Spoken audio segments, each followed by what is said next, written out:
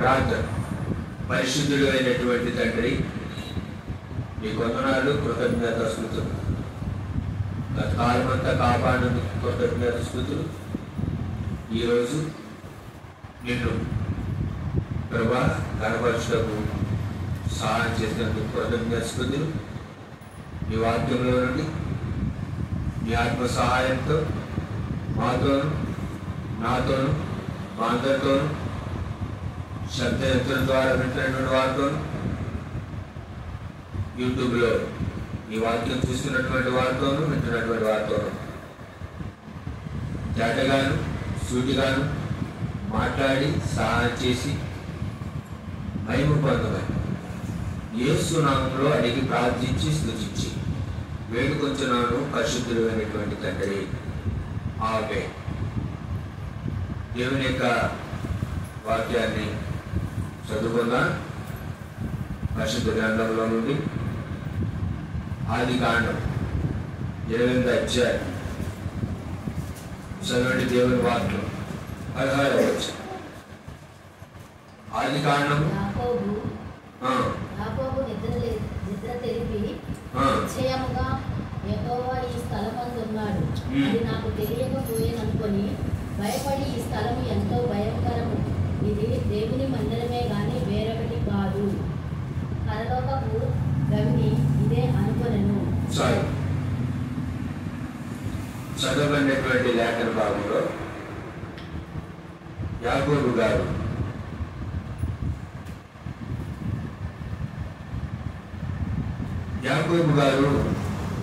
తన జీవితంలో తన తండ్రి అయినటువంటి ఇస్సాకు గారిని మోసం చేసి తన యొక్క అన్నకు రావాల్సినటువంటి ఆశీర్వాదాన్ని ఆయన దొంగిలించి తన తల్లి అయినటువంటి రిబ్కా గారి యొక్క ఆలోచనతో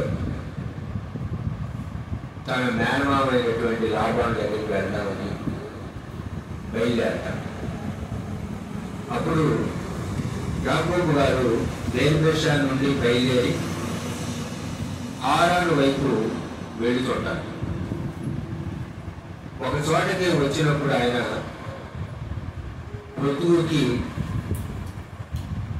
ప్రొద్దుగుద్దినందున అక్కడ ఆ రాత్రి నిలిచి ఆ చోటి రాళ్ళలో ఒకదాన్ని ఆయన తలగడగా చేసుకొని అక్కడ పడుకుంటాడు. అప్పుడు ఆయనకు ఒక కళ వచ్చింది. ఆ కళలో దేవదూతలు ఎక్కుతూ దిగుతూ ఉన్నటువంటి ఒక కళ వచ్చింది. అప్పుడు ఆ యొక్క యాకోబు గారు నిశ్చయంగా యెహోవా ఈ స్థలంలో ఉన్నాడు, ఈ స్థలం ఎంతో భయంకరమైంది, ఇది దేవుడి మందిరమే కానీ వేరొకటి కాదు, ఇది పరలోకానికి వెళ్ళేటటువంటి గవిని అనేటటువంటి ఆలోచన కలిగి ఉంటాడు. దేవుని మందిరం అదేనట, ఇది దేవుని మందిరం అని యాకోబు గారు చెప్పటం, తర్వాత ఆయన అక్కడ ఆ రాయిని అభిషేకించటం, దేవుడి సన్నిధి అని ఇదంతా జరిగింది. అయితే ఈ యొక్క ఆదివారం ఆరాధన వర్తమానంలో ఈ సందర్భంలో నుండి మనం నేర్చుకోవాల్సిన విషయం ఏంటంటే, యాకోబు గారు ఇది దేవుని మందిరమే కానీ వేరొకటి కాదు అని అన్నారు. దేవుని మందిరం అంటే దేవుడు నివసించేటటువంటి స్థలం, దేవుని యొక్క ఇల్లు. దేవుని మందిరం అంటే అర్థం ఏంటంటే దేవుడు ఉండేటటువంటి చోటు, దేవుడి యొక్క ఇల్లు. అయితే మరి ఈరోజు ఆనాడు యాకోబు గారు కళలో ఆ ప్రాంతంలో ఇది దేవుడు మందిరమే కానీ వేరొకటి కాదు అని అన్నారు. దేవుని మందిరాలు దేవుని మందిరాలుగా లేవు ఈ దినాల్లో. ఈ రోజు ఉన్నటువంటి మందిరాలు యాకోబు గారైతే ఇది దేవుని మందిరమే కానీ వేరొకటి కాదన్నారు. కానీ ఈరోజు మన యొక్క వర్తమాన అంశం ఏంటంటే ఇవి దేవుని మందిరాలు కావు, వేరొకటి. ఏంటండి? ఇవి దేవుని మందిరాలు కావు, వేరొకటి. క్రైస్తవ సమాజంలో ఈ రోజు ఉన్నటువంటి మందిరాలు దేవుని మందిరాలుగా లేవు, వేరొకటిగా ఉంది. కనుక ఏమిటి ఆ వేరొకటి? అసలు దేవుని మందిరం అంటే ఏంటి? దేవుని మందిరాలుగా ఉండవలసిన మందిరాలు దేవుని మందిరాలుగా ఉన్నాయా? వేరొకటిగా ఉన్నాయంటే ఏమున్నాయి వేరొకటిగా అనే విషయాన్ని గురించి ఈరోజు మనం నేర్చుకోం.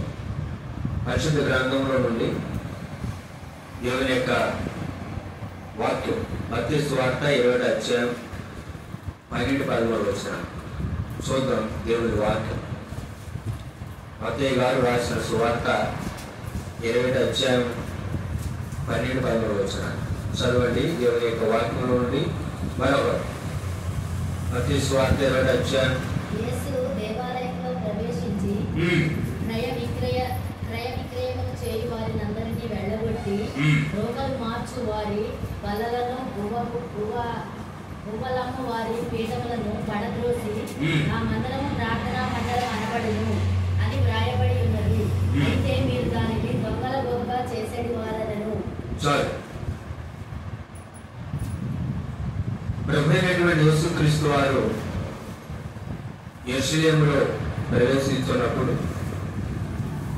ఆయన గాడిద పిల్ల ఎక్కి ఆయన వస్తున్నప్పుడు యెరూషలేములో ప్రవేశించారు యేసుక్రీస్తు ప్రభువారు. దావీదు కుమారుడు జయము ప్రభు పేరట వచ్చి వారు స్తుతింపబడును గాక అని మరి జయధ్వనులు చేసి అప్పుడు ప్రభు అయిన యేసుక్రీస్తు వారు దేవాలయంలో ప్రవేశించారు. పాత నిబంధన కాలంలో జెరుబ్బాబెలు నాయకత్వంలో మరలా దేవుని యొక్క మందిరం కట్టబడింది. మొట్టమొదటిగా సొలొమోను గారి ద్వారా దేవుని యొక్క మందిరం యెరూషలేములో కట్టబడింది. ఆ మందిరం బబులోను సామ్రాజ్యాన్ని పరిపాలించున్నటువంటి నెబుకద్నెజరు గారి ద్వారా కోల్చబడింది. మరలా దేవుడు జెరుబ్బాబెలు నాయకత్వంలో మరలా దేవాలయం అనేది నిర్మించబడింది.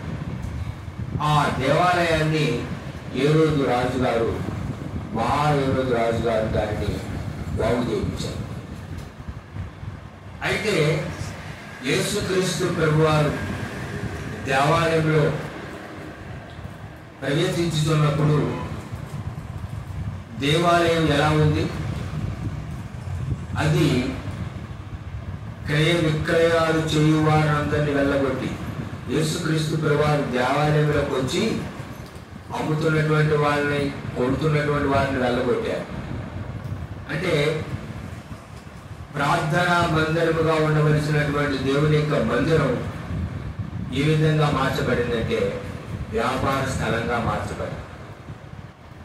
యేసుక్రీస్తు ప్రభువారు శరీరధారిగా ఉన్నటువంటి దినాల్లో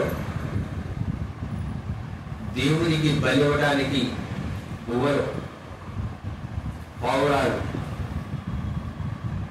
అదేంటారు గొర్రెలు వాటన్నింటినీ తీసుకొని వచ్చినప్పుడు ఆ ప్రాంతంలో ఉన్నటువంటి వారు ఆ దేవాలయము ప్రధాన యాజకులు తర్వాత అన్న కయప్ప వాళ్ళ చేతుల్లో ఈ దేవాలయములో జరుగుతున్నటువంటి వ్యాపారం వాళ్ళ ఆధీనంలో ఉండేది. అంటే బయట నుండి దేవుని యొక్క సన్నిధికి తీసుకొచ్చినటువంటి వాటిని వాళ్ళు అంగీకరించేవాళ్ళు కాదు. ఎంత మంచిది తెచ్చినా ఇది మంచిది కాదు అని చెప్పి అక్కడ స్థానికంగా ఉన్నటువంటి వాటిని తీసుకొని అప్పుడు దేవుడు బలి ఇచ్చేవాడు. అంటే ఎక్కువ రేటుకి దాన్ని ఏం చేసేవాళ్ళు, అమ్మేవాడు. యాజకుడు దాన్ని ఏం చేయాలంటే పరిశీలించాలి. పరిశీలించి ఓకే అన్న తర్వాతే దేవుడికి బలి అర్పించాలి. అదేనంటారా? అంటే బయట ఒక రేటు, దేవుని మందిరం అనేలో ఒక రేటు. అదే దేవుని మందిరంలో ఒక రేటు, బయట ఒక రేటు. బయట నుండి తీసుకొని వచ్చింది దేవుని మందిరంలో అనుమతించబడదు. కాబట్టి ఎక్కువ డబ్బిచ్చైనా సరే గొర్రెలను తర్వాత గువ్వలను పావురాలను కొని దేవుడికి బలి అర్పించాలి. సామాన్యులు గువ్వలు, పావురాలు, కొంచెం డబ్బున్నోళ్ళు మేకలు, ఇంకా డబ్బున్నోళ్ళు ఇంకా వేరు వాటిని బలి అర్పించేవారు. అలా జరిగింది. అందుకే ప్రభువు ఏమని చెప్పారు, నా మందిరం ప్రార్థనా మందిరం. అదేంటారా? దేవుడి చిత్తానుసారంగా కట్టబడినటువంటి ఈ మందిరంలో, ఈ యెరూషలేములో ఉన్నటువంటి దేవుని మందిరంలో ప్రార్థన జరగట్లేదు. ఏం జరుగుతుంది? వ్యాపారం జరుగుతుంది. ఈరోజు సమాజంలో కూడా, క్రైస్తవ సమాజంలో కూడా మందిరం అని పేరు పెట్టుకున్నటువంటి మందిరాల్లో ఏం జరుగుతుందో తెలుసా? వ్యాపారం జరుగుతుంది. మందిరం కాదని వేరొకటి. ఏంటిది? వేరొకటి. ఏమిటా వేరొకటి? Business centres. ఏంటి? Business centre. బయట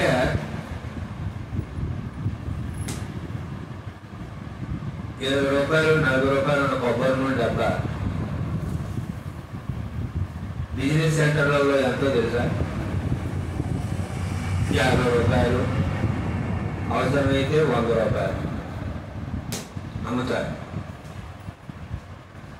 బయట ఉండే కచ్చీపులు ₹15, ₹20 అయితే ఇక్కడ ₹50. ఏంటిది? వ్యాపారం. అవివేకం కలిగినటువంటి వారు వాటిని తీసుకుంటూ ఏదో దాని ద్వారా లబ్ధి కలిగిందని ఆలోచించగలరు. అదేంట బిజినెస్ సెంటర్స్ గా ఉన్నాయి. అవి తెలియట్లే. అవివేకమైనటువంటి వాక్య అవగాహన లేనటువంటి వారికి అవి తెలియట్లే. అక్కడికి అర్థం ఎక్కువ రేటు పెట్టి కొనుక్కోవాలి. అదేదో పెద్ద ఘనకార్యం చేసిన ఘనకార్యంగా ఫీల్ అవ్వ. అదేంట యాకోబు గారు అయితే ఇది దేవుని మందిరమే కాదు వేరే అన్నారు. కానీ ఈరోజు నిజంగా దేవుని మందిరాలు కాదు, వేరొకటి. మళ్ళీ అవి ఎలా ఉన్నాయి? పరలోకానికి మార్గాన్ని చూపించేటటువంటి గవులుగా ఉంటాయి. యాకోబు గారు అయితే ఏమన్నారు? పరలోకపు గవి ఇదే అనుకోలేను. ఈరోజు చూడండి, చాలా మంది అనుకున్నారు కదా, పరలోకానికి వెళ్ళేటటువంటి దారి ఇదే గవిని అనుకున్నారు. అదేంటారు? భ్రమ, అపోహ, అక్కదారి, నిత్యత్వానికి వచ్చినటువంటి ఆలోచన విధానం. కనుక ఏంటి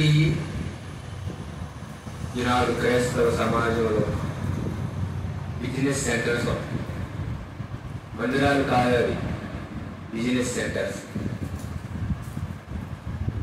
అదేంట కొబ్బరి నూనె డబ్బాలు, తర్వాత కచ్చీలు, సెలవులు, ఏవేవో అమ్ముతూ ఉంటారు. వాటిని కొనుక్కోవాలి. అంతేనంటారు. యెరూషలేము నుండి తెచ్చిన బట్టి, యెరూషలేము నుండి తెచ్చిన ఒలీవ నూనె, కనుక మోసపోవడం. బిజినెస్ సెంటర్స్ అని దేవుని మందిరంగా అనుకోవడం. దేవుని మందిరం కాదు ఇది. క్రైస్తవ సమాజంలో చాలా ఎక్కువగా ఉన్నాయి. వేరే చూద్దాం. రెండో విషయం, రెండోది ఏంటంటే దేవుని మందిరం కాదు, ఏంటి వేరొకటి. ఏంటండి వేరొకటి? ఏమిటా వేరొకటి? Revival centres.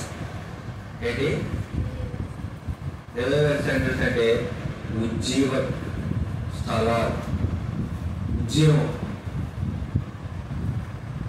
ఉజ్జీవం ఎలా వచ్చిందండి? ఉజ్జీవం ఎలా వచ్చింది? ఉజ్జీవం అనేది ఒక వ్యక్తులు ఎలా వచ్చిందంటే, ఎప్పుడైతే అంతరంగంలో మార్పు కలిగి యేసుక్రీస్తును సొంత రక్షణ అంగీకరించి వాక్యం పట్ల అవగాహన కలిగి ఉన్నప్పుడు ఉజ్జీవం వచ్చింది. అందుకని దేవుని వాక్యం ఏమని రాబడి చేస్తా? అపోస్తుల కార్యగ్రంథం చదవండి. దేవుని వాక్యం అపోస్తుల కార్యగ్రంథం. దేవుని వాక్యంలో చూడండి. దేవుని వాక్యం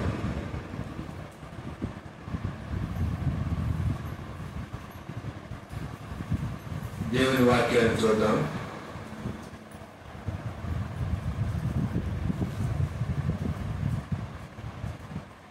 చూడండి దేవుని వాక్యం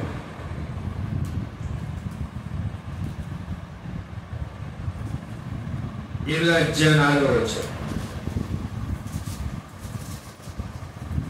అపోస్తుల కార్యాల గ్రంథం 8వ అధ్యాయము 4వ వచనం. కాబట్టి చెదిరిపోయిన వారు సువార్త వాక్యమును ప్రకటించుచు సంచారము చేసిరి. ఫిలిప్పీ సమరయ పట్టణము వరకును వెళ్ళి క్రీస్తును వారికి ప్రకటించుచుండెను. చాలు. చూసారా? ఆ కాలమందు యెరూషలేములోని సంఘములకు గొప్ప హింస కలిగినందున అపోస్తులు తప్ప అందరూ యూదాయ సమరయ దేశములందు చెదిరిపోయి.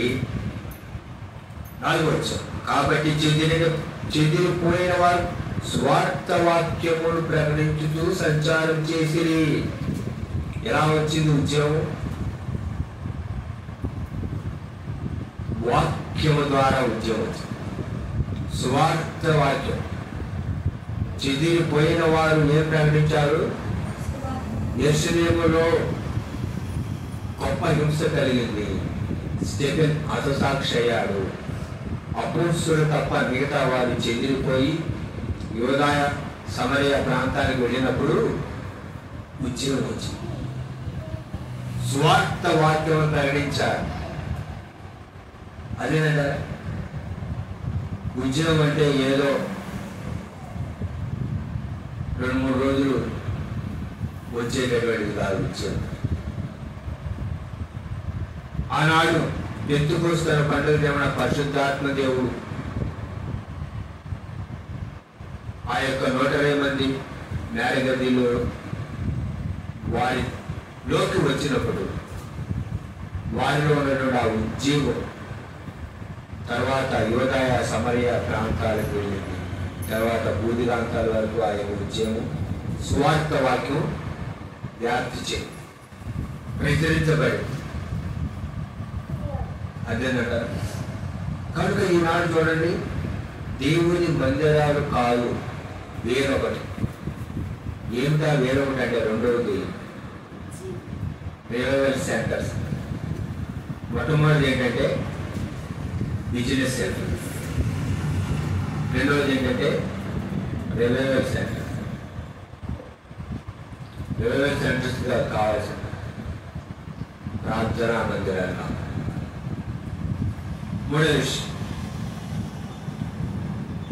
మూడో విషయం ఏంటంటే దేవుని మందిరాలు కావు వేరొకటి అనే అంశంలో మూడో విషయం ఏంటంటే మెడికల్ సెంటర్స్. ఏంటంటే మెడికల్ సెంటర్స్ దేవుని మందిరాలు కాదని మెడికల్ సెంటర్స్, అద్భుతాలు చేసే స్థలాలు. ఏ స్థలాలు? అద్భుతాలు. యేసుక్రీస్తు ప్రభు దగ్గరికి శాస్త్రులు వచ్చి వాళ్ళు కూడా నీ వల్ల మేము ఒక అద్భుతం తోడబడతాం అంటే యేసుక్రీస్తు ప్రభు రామని చెప్పారంటే విచారమైన ఈ చెడ్డతనం వారు సూచక్రియ అడుగుతాం. యోనాడుకు వచ్చినటువంటి సూచక్రియ కానీ మరొకటి ఏది కూడా లేదు. యోనా ఏ విధంగా అయితే మత్స్యపు కడుపులో 3 రోజులు ఉన్నాడో మనిషి కుమారుడు భూగర్భంలో 3 రోజులు ఉంటాడని యేసుక్రీస్తు వారు చెప్పారు. ఈరోజు మానవుడు కావాల్సింది, క్రైస్తవుడని పిలువబడుతున్న వారికి కావాల్సిన చేత అద్భుతం. ఏం కావాలి? అద్భుతాలు కావాలి. అద్భుతాలు కావాలి. అద్భుతాలు ఈ లోకం బట్టికే అవి నిన్ను నిత్యత్వంలోకి తీసుకురా. దేవుడు అద్భుతాలు చేస్తే చేస్తాడు, లేకపోతే లేదు. ఆయన చిత్తమైతే అద్భుతం చేస్తాడు, లేకపోతే లేదు.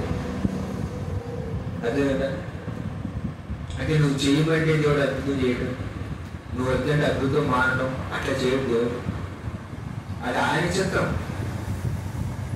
అద్భుతాలు చెయ్యాలా లేదా అనేది ఆయన చిత్తం. ఆయన అద్భుతాలు చేస్తాడు. దేవుడు అద్భుతాలు చేసేవాడు. దేవుడు అద్భుతాలు చేసేవాడు. ఆయన ఇష్టమైతే అద్భుతాలు చేస్తాడు, లేకపోతే లేదు. కానీ ప్రభా నువ్వు అద్భుతం చేయి, నువ్వు అద్భుతాలు చేస్తేనే దేవుడి, అద్భుతం చేయకపోతే దేవుడు కాదు అని కాదు. అదేనంట. దేవుడు అద్భుతాలు చేసిన దేవుడే అద్భుతాలు అవసరమైనప్పుడు చేస్తాడు. ఒకవేళ అవసరం లేనప్పుడు అద్భుతాలు చేయకపోయినా దేవుడు.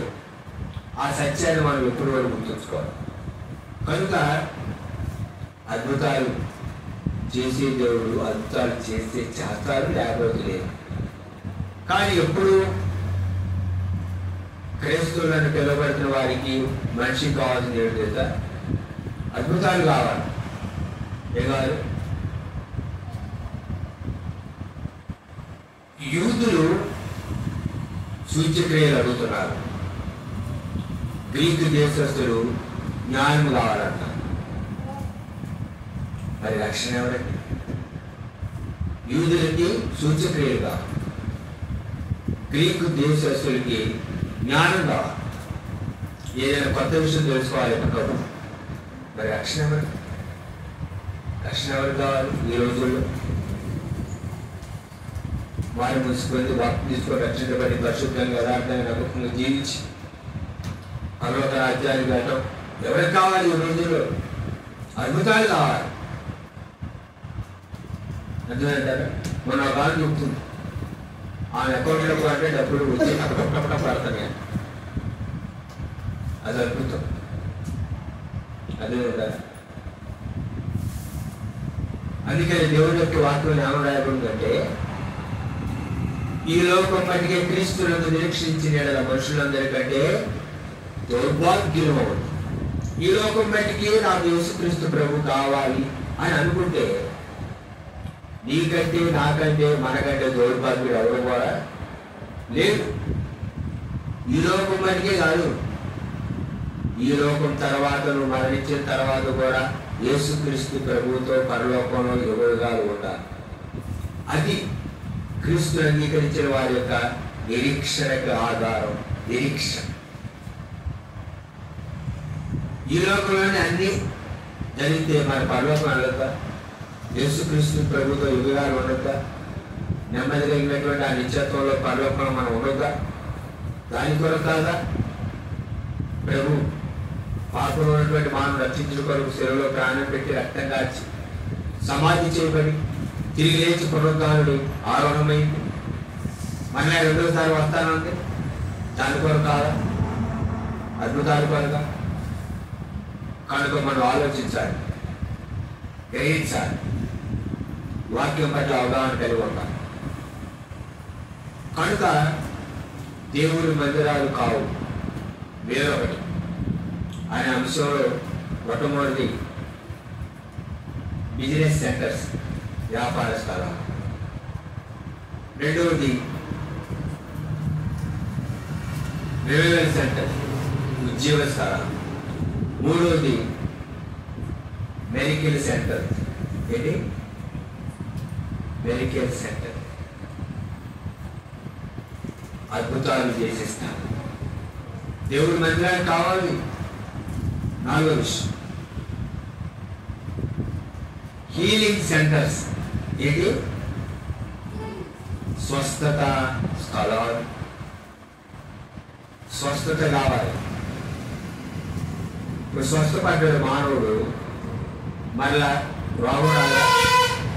ఈ భూమి మీద ఉన్నంత కాలం మంచిది రోగం రాదా? వచ్చింది.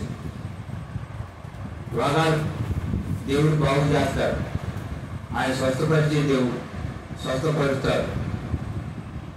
కానీ స్వస్థ లేని దేవుడు అంటే స్వస్థపడిన తర్వాత మళ్ళీ నీకు జీవితంలో మళ్ళీ రోగం రాదా?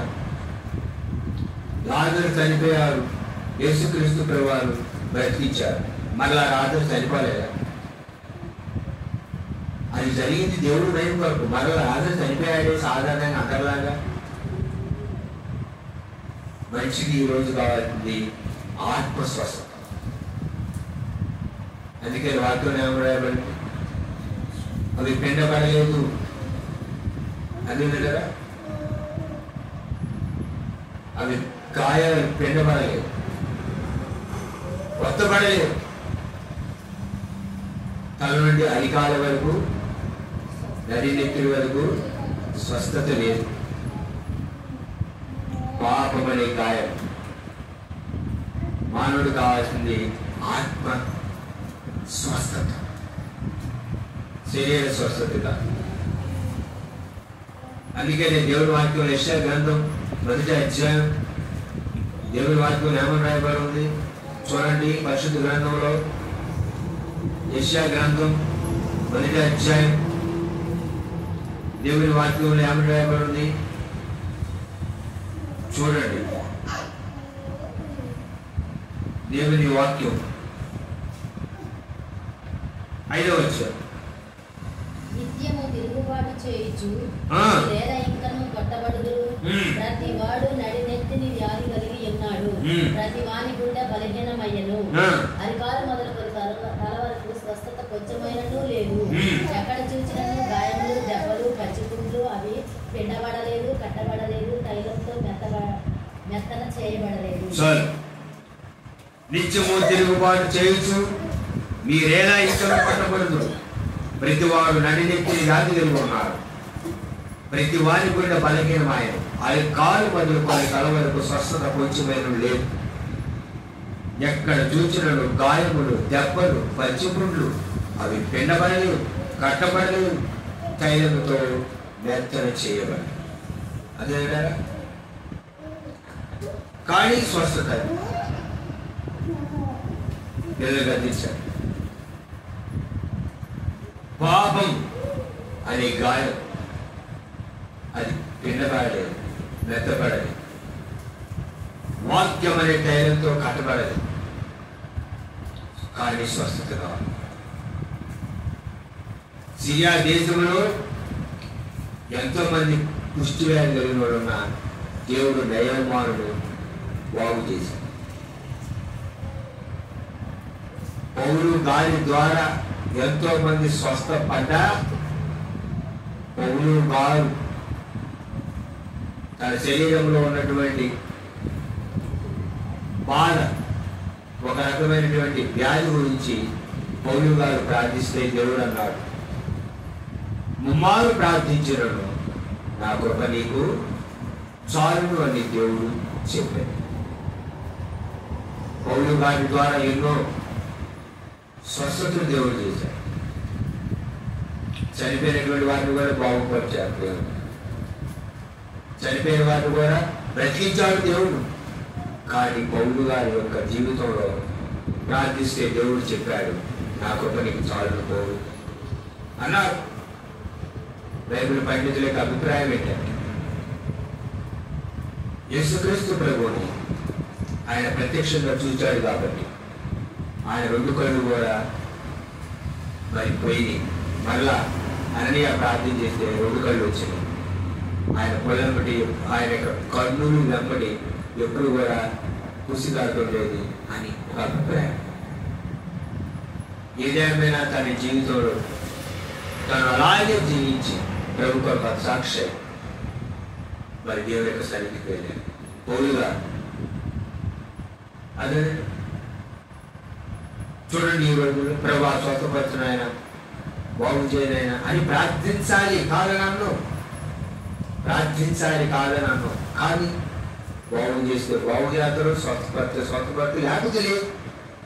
ప్రభు నువ్వు స్వస్థపడుతున్నా, నువ్వు సహాయం చేయను, ఇప్పుడే స్వస్థపడు, అది అంటారు. అదేనట. కనుక దేవుని మందిరాలుగా ఉండవలసినటువంటివి ఈనాడు క్రైస్తవ సమాజంలో ఏ విధంగా ఉంది అంటే హీలింగ్ సెంటర్స్గా. చూద్దాం మరొక అంశం, ఆరాధనా స్థల ఏంటండి? మొట్టమొదటిది చెప్పండి, మొట్టమొదటి ఏంటి? బిజినెస్ సెంటర్స్, వ్యాపార స్థలాలు. రెండవది రివైవల్ సెంటర్, ఉద్యోగ స్థలాలు.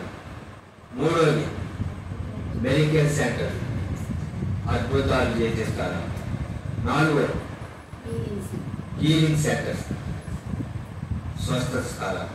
5 వర్షిప్ సెంటర్స్. ఏంటి? వర్షిప్ సెంటర్, ఆరాధనా స్థలం. దేవుని ఆరాధించాలి నీ పూర్ణంతోనూ, నీ పూర్ణాత్మతోనూ, నీ పూర్ణ వివేకంతోనూ దేవుణ్ణి ప్రేమించాలి. దేవుని ఆరాధించాలి. ఎలాగా? హృదయపూర్వకంగా. ప్రభు పాపంలో జీవించున్నటువంటి నన్ను వెతికి రక్షించి నీ విలువైనటువంటి సెలవు రక్త కాచి నన్ను రక్షించడం స్తోత్రం అని దేవుణ్ణి ఆరాధించాలి. కానీ ఆరాధన అంటే ఈ రోజు అయిపోయింది, ఒక పాట పాడటం, డ్రమ్ములు, ఇన్స్ట్రుమెంట్లు అన్ని పగిలిపోయేటట్టు బాగా విపరీతమైనటువంటి ధ్వని, విపరీతమైనటువంటి సౌండ్, ఆ సౌండ్ ఎగరటం, పరిశుద్ధాత్మ దేవుడు వచ్చారు అనేటువంటి భ్రమలో ఉండటం. అదే కదా, వారి యొక్క స్థలం నుండి మరొక స్థలానికి వెళ్ళటం, హై పిచ్చుల పాట పాడటం, లో పిచ్చుల పాట పాడటం, బిల్డింగ్ల పాట పాడటం, బాగా విపరీతమైన సౌండ్. దీన్ని ఏమంటున్నారంటే, ఏమన్నారు? ఆరాధన. ఆరాధన. అప్పుడు పాత నిబంధన గ్రంథంలో మోషే గారు కూడా క్షమించాలి, అహరోను గారు కూడా ఒక దూడ చేస్తే ఆ దూడ ఎత్తుకొని ఇశ్రాయేలు ప్రజలు అర్థమంటారా తినుటకు కూర్చుండి ఆడుటకు లేచి, ఐగుప్తు దేశంలో నుండి మమ్మల్ని తీసుకొచ్చిన దేవుడు నీవే అని జనులు ఏం చేస్తున్నారు? ఎగురుతున్నారు. యెహోవాకు పండగ చేద్దామంట. ఇది చేయొద్దుని కాదు, అపచేయద్దు. ఇది కాదు ఆరాధన అంటే. అదే ఈరోజు విపరీతమైనటువంటి డీజే సౌండ్ సిస్టమ్ బాక్సులతో విపరీతమైన ధ్వని, ఆ ధ్వనికి వృద్ధులైనటువంటి వారు హార్ట్ అటాక్ వచ్చి చనిపోతారు. రీసెంట్గా కూడా కొంతమంది మహిళలు ఏమయ్యారు? చనిపోయారు. మానవుడికి కావాల్సింది ఏంటంటే ఎంటర్టైన్మెంట్ కావాలి. ఏం కావాలి? ఎంటర్టైన్మెంట్ కావాలి. ఉత్సాహపడతారు, ఉద్రేకపరచాలి. అక్కడ ఉన్నంత వరకే ఉద్రేకం, ఉత్సాహం, తర్వాత నేర్పం. దేవుని ఆరాధించడం అంటే యోగు గారు దేవుని ఆరాధించారు. యెహోవా ఇచ్చాడు, యెహోవా తీసుకున్నాడు, యెహోవా నామానికి స్తుతి కలుగును. ఇది నిజమైన ఆరాధన. దేవునికి మొక్కి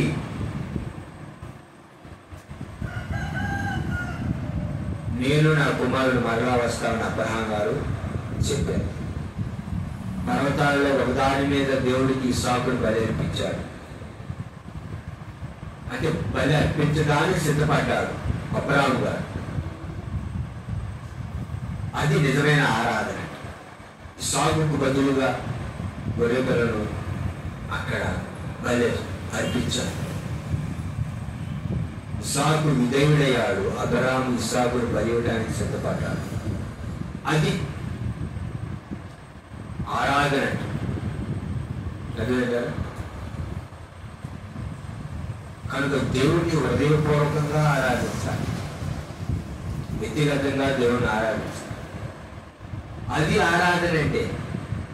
అంతేగాని పాటలు పాడుకుంటా, గట్టిగా తప్పలు కొట్టుకుంటా, డ్రమ్ములు పగిలిపోయేటట్టు, తబలాలు పగిలిపోయేటట్టు, కాంగులు పగిలిపోయేటట్టు విపరీతమైన ధ్వని చేసి, అది కాదండి ఆరాధన అంటే. మనం ఆరాధించేటటువంటి దేవుడు ఆదరణకర్త కానీ అల్లరికి కర్త కాదు. ఈనాడు సమాజంలో జరుగుతుంది ఏంటి? అల్లరి. కానీ మనం ఆరాధించే దేవుడు ఎవరు? ఆదరించాం, ఆదరణ. తర్వాత విషయం ఏంటంటే, తర్వాత విషయం మనం చూస్తే డెలివరీ సెంటర్ సార్ ఏంటి? విడుదల ప్రార్థన. విడుదల ఏం కావాలి? విడుదల. దేనికి విడుదల? శరీరానికి విడుదల, ఆత్మక. పాపము నుండి విడుదల. పాపను రక్షించడం క్రీస్తు లోకమునకు వచ్చాను. పాపము నుండి మనిషి ఏమవ్వాలి తెలుసా? విడిపించబడాలి. అందుకే యేసుక్రీస్తు ప్రభు ఈ లోకానికి వచ్చాడు. విమోచకుడు. ప్రాణాన్ని పెట్టి రక్తాన్ని కాచి సెలవులో బలి సమాధి చేయబడి పునరుత్థానుడై యేసుక్రీస్తు ప్రభు. విడుదల కావాలి. ఏ కాదు? విడుదల. డెలివరీ సెంటర్స్ అన్నమాట. దేవుని మందిరాలు కావు. ఏంటో తెలుసాయి? Delivery centre. వస్తే కామెంట్లు పెడతారు కొంతమంది. వాక్యాలు చూసి యూట్యూబ్లో ఏం చేస్తారు? కామెంట్లు పెడతారు. మొన్న ఒక ఆయన కామెంట్ పెట్టారు, శ్రీ సంతానం అని వాక్యం చెప్తే మొన్న ఒక కామెంట్ పెట్టి, మతం పట్ల అభిమానం కలిగిన వ్యక్తి కామెంట్ పెట్టి వ్యతిరేకత వచ్చింది. ఆనాడు యేసుక్రీస్తు ప్రభువారు శాస్త్రుల పరిచయం యొక్క స్వభావాన్ని ఎండగట్టారు. సమాజంలో బహిరంగంగా నిలదీశారు. లేఖనాన్ని పొరపాటు పడుతున్నారు మీరని తెలియజేశారు. మొహమాటం లేకుండా ఉన్నటువంటి వాస్తవాన్ని యేసుక్రీస్తు ప్రభువారు చెప్పారు. మనుషుడు విశ్రాంతి దినం కోసం కాదు, విశ్రాంతి దినం మంచి కోసం పెట్టారు. కానీ విశ్రాంతి దినం కోసం మంచి కాదు, మంచి కోసం విశ్రాంతి దినం అని ప్రభువారు చెప్పారు. అదొదట. కనుక ఏమిటంటే విడుదల. ఏంటంటే విడుదల మహాసభ, విడుదల సభ. మన ఇల్లు మనం ఊడ్చుకోవాలి. అప్పుడు మనకి గౌరవం. వేరే వాళ్ళ నుంచి ఊడుతానంటే అవమానం. కనుక క్రైస్తవ సమాజంలో ఉన్నటువంటి పరిస్థితులను వాక్య వాక్యంతో మనం ఏం చేయాలంటే ఓడవాలి. వాక్యంతో మనం శుభ్రం చేయాలి. ఎవరికి వారు వారి యొక్క ప్రాంతాలలో వాక్యంతో ఏం చేయాలంటే శుభ్రం చేయాలి. తర్వాత ఏడో విషయం ఏంటంటే డెవిల్ డెలివరీ సెంటర్స్. ఏంటండి డెవిల్ డెలివరీ సెంటర్స్, దెయ్యాలు వెళ్ళగొట్టే స్థలాలు.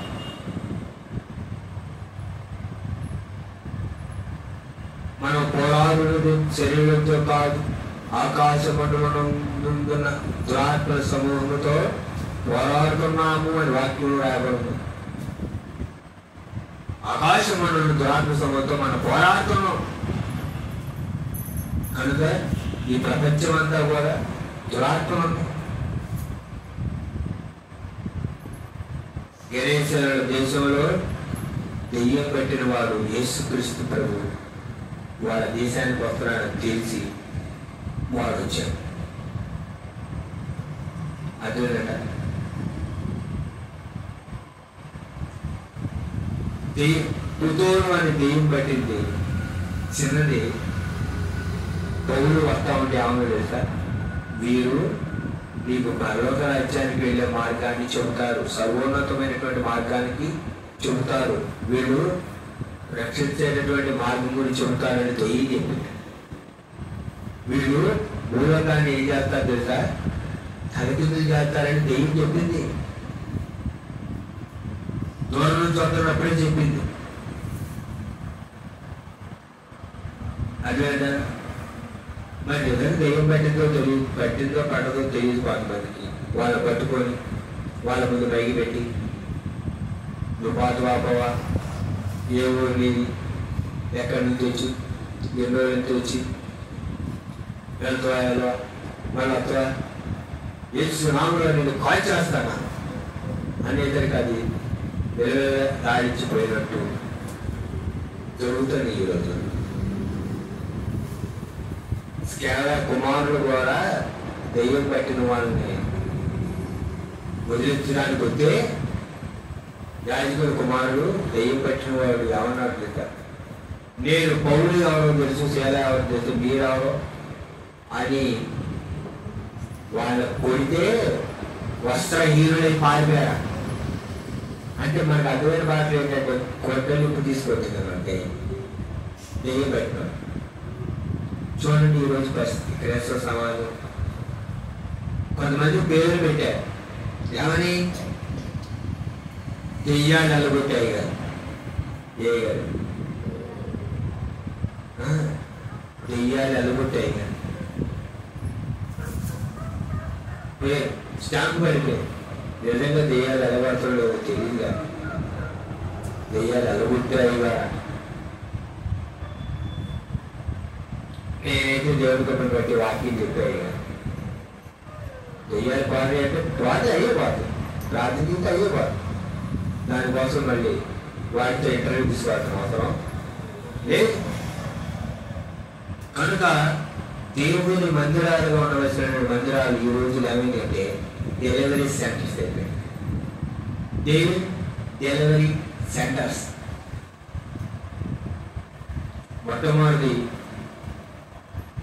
డెలివరీ సెంటర్స్ ఉద్యోగ స్థలాలు, రెండవది మెడికల్ సెంటర్ అద్భుతాలు చేసే స్థలాలు, మూడవది హీలింగ్ సెంటర్స్ స్వస్థ స్థలాలు, నాలుగవది వర్షిప్ సెంటర్స్ ఆరాధన స్థలాలు, ఐదవది డెలివరీ సెంటర్స్, ఏడవది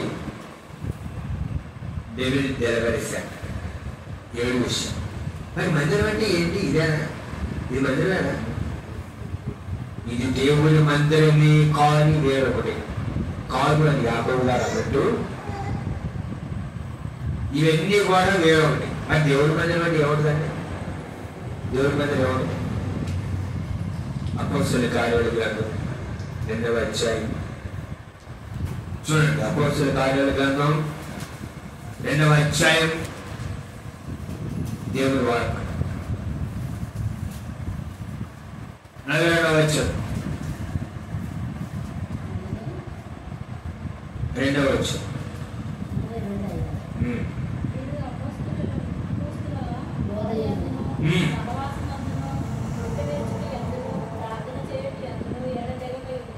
చాలు. ఎవరు వీరు? పరిశుద్ధాత్మ దేవుడు పేతురు గారిని నిలబెట్టినప్పుడు పేతురు గారు వాక్యం చెప్పడం ద్వారా రక్షించబడినటువంటి 3,000 మంది దేవుని యొక్క సంఘం. అదేంటారా? ఈనాడు కావాల్సింది ఏంటో తెలుసా? అపోస్తుల బోధ. ఏం కావాలి? ఆనాడు అపోస్తుల బోధ. ఈనాడు కూడా కావాల్సింది అపోస్తుల బోధ. సంఘంలో ఉండవలసింది, దేవుడి మందిరంలో ఉండవలసింది ఏంటో తెలుసా? అపోస్తుల బోధ. ఏమిటి అపోస్తుల బోధ? చదవండి, 36వ వచనం. మీరు సిలువ వేసిన ఈ యేసునే దేవుడు ప్రభువుగాను క్రీస్తుగాను నియమించింది. ఇది ఇశ్రాయేలు వంశమంతయు రూఢిగా తెలుసుకోవాలని చెప్పాను. చాలు. అపోస్తులు ఏమని చెప్పారు తెలుసా?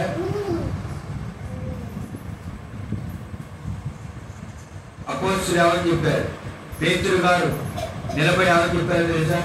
మీరు సిలువ వేసిన ఈ యేసునే దేవుడు ప్రభువు గారు క్రీస్తు గారు నియమించును. ఇది ఇశ్రాయేలు వంశములంతయు రూఢిగా తెలుసుకొనవలెనని చెప్పాను. ఇప్పుడు సిలువ వేయబడినటువంటి యేసు క్రీస్తు దేవుడు ప్రభువుగా పరలోకపు తండ్రి నియమించాడు. తండ్రి అయినటువంటి దేవుడు యేసుక్రీస్తుని దేవుడిగా ప్రభువుగా నియమించాడు అని ప్రపంచంలో ఉన్నటువంటి ప్రతి వారు కూడా తెలుసుకోవాలి. ఆనాడు ఇశ్రాయేలు ప్రజలందరూ రూఢిగా తెలుసుకోవాలి. ఈనాడు ప్రపంచంలో ఉన్నటువంటి వారందరూ కూడా తెలుసుకోవాలి. ఇది అపోస్తుల బోధ. ఈ యేసుని మీరు సిలువ వేసిన ఈ యేసునే, సిలువ కాదు ప్రాముఖ్యమే, సిలువ వేయబడిన యేసు. యేసు ద్వారా రక్షణ, యేసు ద్వారా సమాధానం, యేసు ద్వారా విడుదల, యేసు ద్వారా విజయం, యేసు ద్వారా రక్షణ, యేసు ద్వారా పాపక్షమాపణ, యేసు ద్వారా సమాధానం. కనుక సిలువ కాదు ప్రాముఖ్యమైంది, సిలువ వేసిన యేసు. సిలువ వేయబడిన యేసునే దేవుడు ప్రభుగా క్రీస్తుగా నియమించాడని సర్వలోకము తెలుసుకోవాలి. రెండవది అక్కడ వేయబడిన మాట ఏంటి? సహవాసమంతును. ఏంటి? సహవాసం. అద్భుతాలు వాళ్ళు వచ్చేవాళ్ళు అద్భుతం బ్రతుకుంటారో వెళ్ళిపోతారు. తోటి విశ్వాసులతో సహవాసం ఉండదా? మంచిలు, చెడులు, కష్టం, సుఖం, ఇరుకు, ఇబ్బంది, సమస్యలు తెలుసుకోవాలి. అందరూ ఏక మనసు కలిగి ఆది సంఘం ఉన్నట్టు ప్రజలందరూ దయ పొంది ఏక మనసు కలిగి వారు ఏక మనస్కులై ప్రతి దినము దేవాలయంలో తప్పక కూడుకోవచ్చు. ఇంటింటిలో భక్తి పెంచుచు దేవుని స్తుతించుచు ప్రజలందరూ వాళ్ళ దయ పొందిన వారి ఆనందముతోనూ నిష్కపటమైన హృదయంతోనూ ఆహారం పుచ్చుకొనుచుంటుంది. మరియు ప్రభు రక్షణ పొందుతున్న వారిని అనుదినము వారితో చేర్చుచుండెను. 46-47 వచనాలు అపోస్తలుల కార్యాల గ్రంథం 2వ అధ్యాయము. సహవాసం. సహవాసం ఏమంటది? ప్రేమ, ఐక్యత, ఏక మనసు, ఆదరణ, అనురాగం, ఆప్యాయత ఉండదు. అపోస్తలుల బోధ ఉండాలి మందిరంలో, సహవాసం ఉండాలి మందిరంలో. మూడవది ఏముండాలి తెలుసా? రొట్టె విరుచుట. రొట్టె విరుచుట ఉండాలి.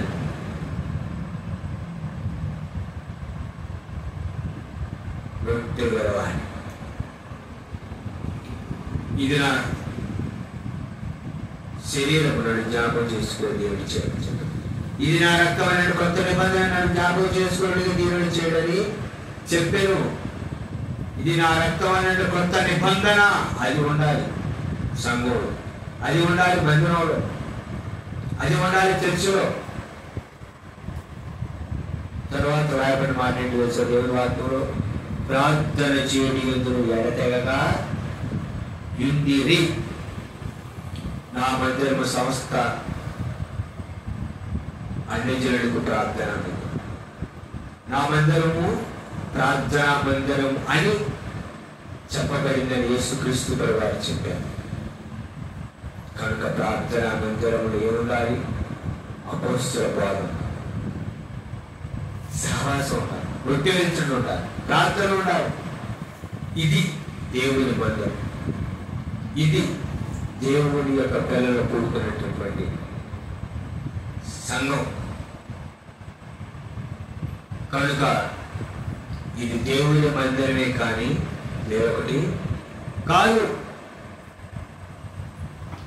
దేవుని మందిరంలో అపోస్తలుల బోధ, సహవాసం, వ్యక్తించుట, ప్రార్థన ఉంటుంది.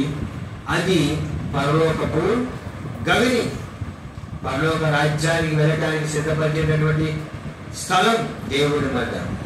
ఆ మందిరంలో ఉండవలసింది బోధ, సహవాసము, వ్యక్తించుట, ప్రార్థన. ఆ విధంగా కూడుకున్నటువంటి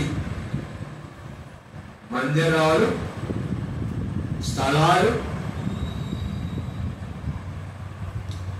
ఎక్కడైనా ప్రపంచంలో, ఏ ఊళ్ళో అయినా, ఏ గ్రామంలో, ఏ కుగ్రామంలో, ఏ పట్టణంలో అయినా ఆ విధంగా కూడుకున్నటువంటి ప్రార్థన మందిరాలే ప్రార్థన మందిరాలు. అవి ప్రార్థనా మందిరాలు. అవి కాకుండా వేరేది ఏదైనా ఉందా? అది ఏంటి? వేరొకటి ప్రార్థనా మందిరం కాదు అనే సత్యాన్ని మనం తెలుసుకోవాలి. కనుక పరలోక రాజ్యాన్ని సిద్ధపరిచిన మనం ఇది పరలోక గమని అని తెలుసుకోవాలి. దాని ద్వారా వేరొక సరికి మనం సిద్ధపడతాం. ఈ కృపా ప్రభు మనకు అనుగ్రహించుగాక. అలా ఉంచండి, కళ్ళు మూసుకోండి, ప్రార్థన చేసుకోండి. ప్రార్థన.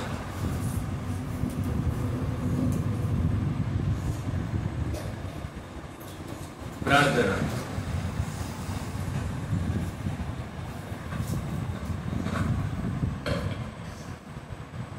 దేవుని యొక్క వాక్యం నుండి వాస్తవాన్ని గ్రహించండి. ప్రభువైన యేసుక్రీస్తు యొక్క ప్రాణ త్యాగాన్ని గుర్తించండి. మార్మస్కు బాప్తిస్మం దేవుని వాక్యాన్ని షేర్ చేయండి. మన ప్రభువును రక్షకుడైన యేసుక్రీస్తును నేను దగ్గర ఉన్నాను. వాక్యం వినండి, ఆశీర్వదించబడండి. మీ ప్రార్థన అవసరాలు తెలియజేయండి. మా యొక్క పోస్టర్ యూట్యూబ్ ఛానల్ లైక్ చేయండి, వాక్యాన్ని షేర్ చేయండి, సబ్స్క్రైబ్ చేసుకోండి. దేవుని వాటి కృప అనుగ్రహించుగాక. మీకు వందనాలు. యేసుక్రీస్తు సహోదరుడు పాస్టర్ ఆమె.